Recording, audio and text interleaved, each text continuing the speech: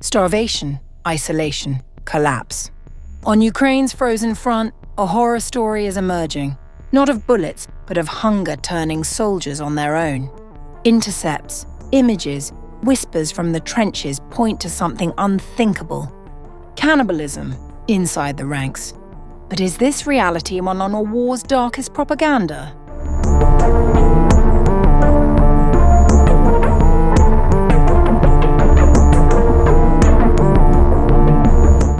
Disturbing allegations are emerging from the Eastern Front in Ukraine, where Russian soldiers have been accused of cannibalism after severe supply failures during the winter campaign. According to Ukrainian military intelligence, intercepted telegram communications and battlefield images allegedly show at least 5 cases in which Russian infantrymen were said to have eaten dead comrades. The claims could not be independently verified, and Russia has dismissed them as propaganda.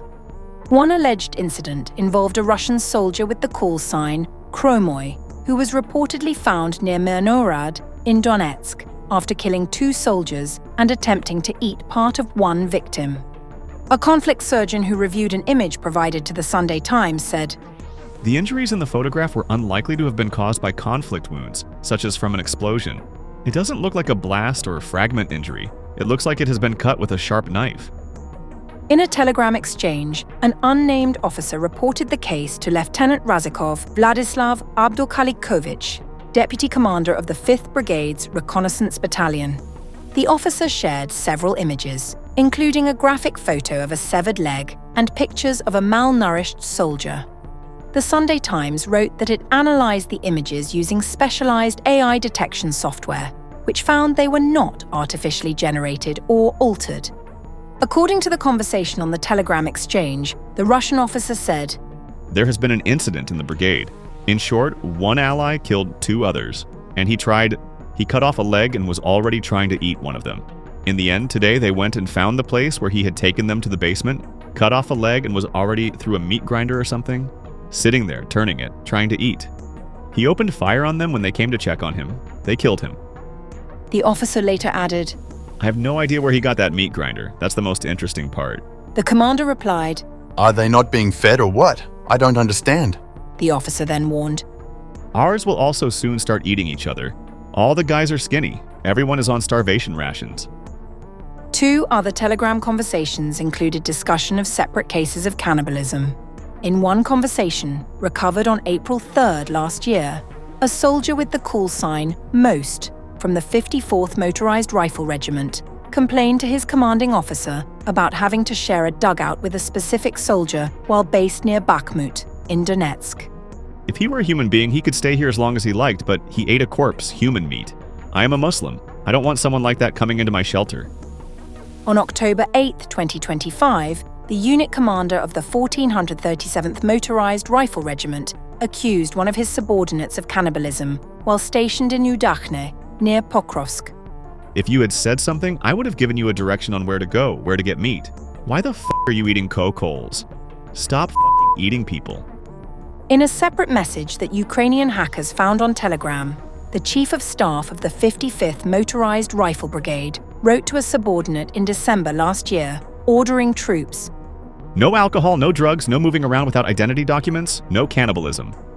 Last year, the Ukrainian military published an expletive-laden phone call in which one soldier accused his comrade with call sign Braylock of killing and eating another soldier with the call sign Foma. Braylock whacked him and then ate him for 2 weeks. Russia's embassy in London rejected the allegations. In a conversation with the press, a spokesman said, "What you have described are fabrications supplied by Ukrainian military intelligence, an outfit whose function is the production of propaganda, not the gathering of facts." Meanwhile, military analysts say poor logistics remain a credible problem for Russian troops, even if the cannibalism claims require caution. Many of the reports come from Ukraine reports of communications interceptions, so we do have to apply some possibility of selective reporting. But the concept that logistics support for the Russian army is poor is wholly credible. Troop support is not a major priority of the Russian army. Vikram Mittal, a US military analyst, said in a conversation with the Sunday Times, "The large rise in infantry numbers requires an equally large increase in supplies. which proved challenging during the particularly harsh winter. Sustained offensive operations like the Russian invasion of Ukraine require a constant flow of supplies to the front line. The extreme weather we saw over the past winter will have placed strain on transportation networks and troop sustainment. But Ukraine is also facing its own frontline supply scandal. Images of severely emaciated Ukrainian soldiers near Kupiansk prompted Kyiv to remove 2 commanders. When the lads arrived at the front lines, they weighed over 80 to 90 kilograms. But now they weigh around 50 kilograms. The longest they went without food was 17 days. They weren't listened to on the radio, or perhaps no one wanted to listen to them. My husband shouted and begged, saying there was no food or water. The reports from both sides point to a brutal reality of the Ukraine war. Drones, artillery, and manpower dominate the headlines, but logistics may decide survival. On a frozen front line where food, water, and evacuation routes collapse, soldiers are not only fighting the enemy, they are fighting exhaustion, hunger, and the breakdown of command itself.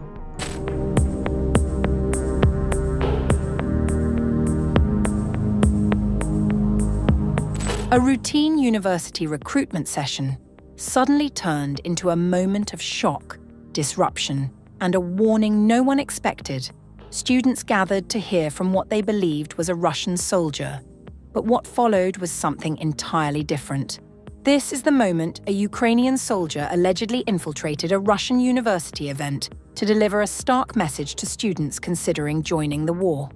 Appearing via video link at the Kuban State University in Krasnodar and concealing his identity behind a mask, the man was initially introduced as a Russian fighter.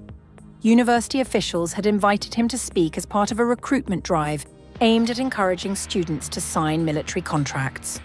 But moments after being given the floor, the speaker broke from expectations and revealed his true identity to the stunned audience, saying, I am in fact a soldier, just not Russian but Ukrainian.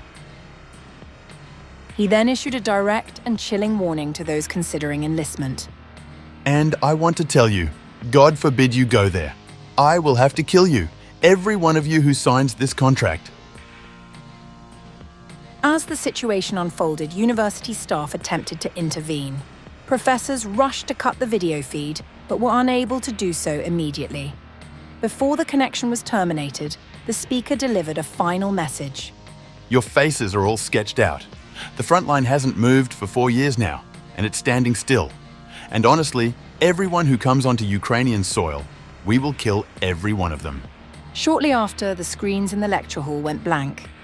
Such sessions are held regularly across Russia, targeting young and impressionable students as part of efforts to boost troop numbers. Reports suggest Russian forces have been losing up to 30,000 soldiers a month.